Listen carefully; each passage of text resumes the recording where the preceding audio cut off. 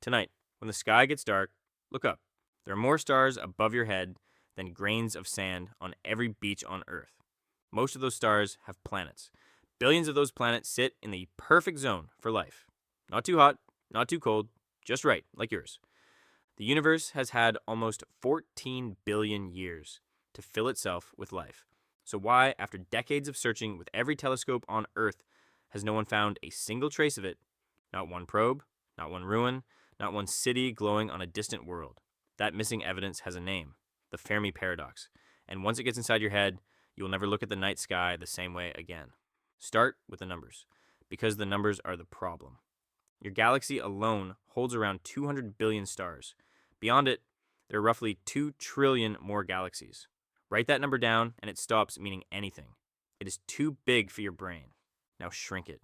Even if life is absurdly rare, even if only one planet in a million ever grows so much as a microbe, that still leaves millions of living worlds in your galaxy alone. The math says the galaxy should be crowded. The evidence says it is empty. So, where is everybody? You might think the distances are just too big, but here's the uncomfortable part. A civilization only slightly older than yours, spreading slowly from star to star with no magic physics at all, could reach every corner of the galaxy in a few million years. The galaxy is over 13 billion years old. A few million years is nothing. Someone should have been here by now. Someone should have left a mark, a probe, a monument, a single piece of cosmic litter. There is nothing. Unless, of course, there is something and you're simply not allowed to see it. This is where the stranger theories live, the ones people talk about at 2 in the morning. Maybe Earth is a nature preserve, a protected wilderness. In this idea, called the zoo hypothesis, older civilizations know exactly where you are, and they watch the way a ranger watches wolves. Careful, never to be seen. The empty sky is not empty. The empty sky is a rule. Who made that rule? And what happens on the day you break it? Or maybe staying hidden is the whole point. There is a darker idea that the universe is like a forest at midnight. Every creature in it stays out of sight. In this theory, every civilization that ever stepped into the open was found by something that made sure it was never seen again. The survivors are the ones that hid. And your species? Your species has been leaking proof of itself into space for about a century. Radio waves, television, radar, a growing bubble of evidence over 100 light years wide, with your home address written all over it. Then there's the night of August 15th, 1977. A radio telescope in Ohio detected a burst from deep space, 72 seconds long, 30 times stronger than the background of the universe, coming from the direction of the constellation Sagittarius. The astronomer on duty circled it on the printout and wrote one word: wow. It never repeated.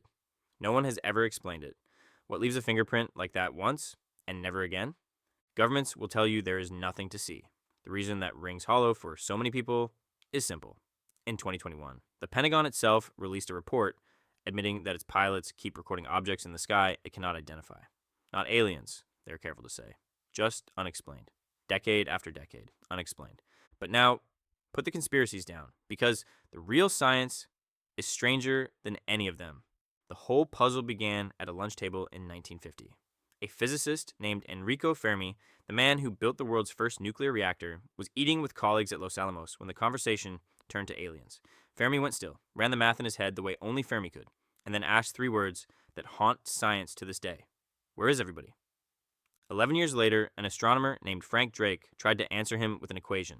The Drake equation multiplies the pieces together. How many stars form each year? How many have planets? How many planets grow life? How many of those grow minds? Feed it optimistic numbers and it predicts thousands of civilizations in your galaxy. Right now, tonight.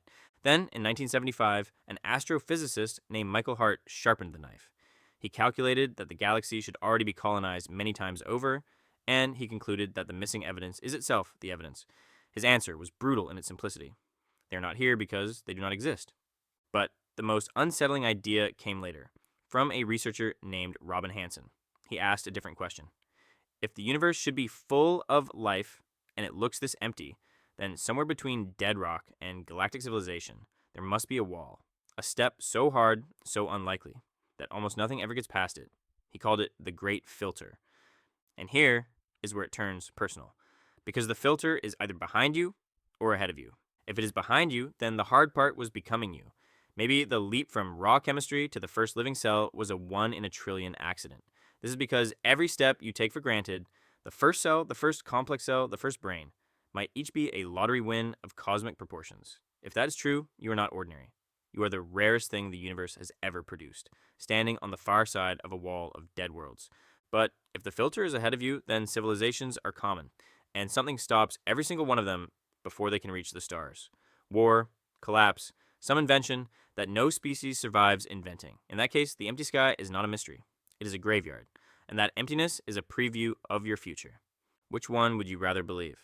In 2018, 3 researchers at Oxford University, Anders Sandberg, Eric Drexler, and Toby Ord, published a paper with a title that sounds like a magic trick: Dissolving the Fermi Paradox. They redid the math, but honestly this time, carrying the full uncertainty in every number instead of pretending to know them. The result stunned people. There's a very real chance, maybe better than even, that you are alone. Not just in the galaxy, in the entire observable universe. Sit with that for a second. Every star you have ever seen, every galaxy, and every photograph, and the only eyes looking back might be the ones you see in the mirror. Now notice what your species does with that possibility. You know the feeling, you send a message and watch for the 3 little dots. You check the window for headlights that never turn in.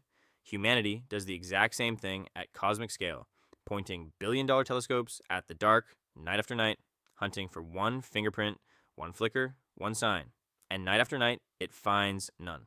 The reason this cuts so deep is that your brain was built for connection. 2 million years of evolution taught you that an empty horizon means the tribe has moved on without you, and being left behind meant death. So, when your species scans the entire universe and finds no one, something ancient in your chest reads all that emptiness as a message. But maybe you have been reading it backwards. If the universe is full of others, then you are a small part of an enormous story. But if the Oxford math is right, then you are the story. The one place where the universe woke up, opened its eyes, and began examining itself. Every thought you have ever had might be rarer than anything the telescopes will ever find. That does not make your life smaller. It makes it almost unbearably valuable. The lottery ticket that actually hit. The one spark of mind in an endless dark. So, tonight, when the sky gets dark, look up again. You spent all this time searching for evidence of them. But in a universe this empty, maybe the miracle was never going to be what you find. The miracle is that anyone is up there looking at all. And so far, the only one looking is you.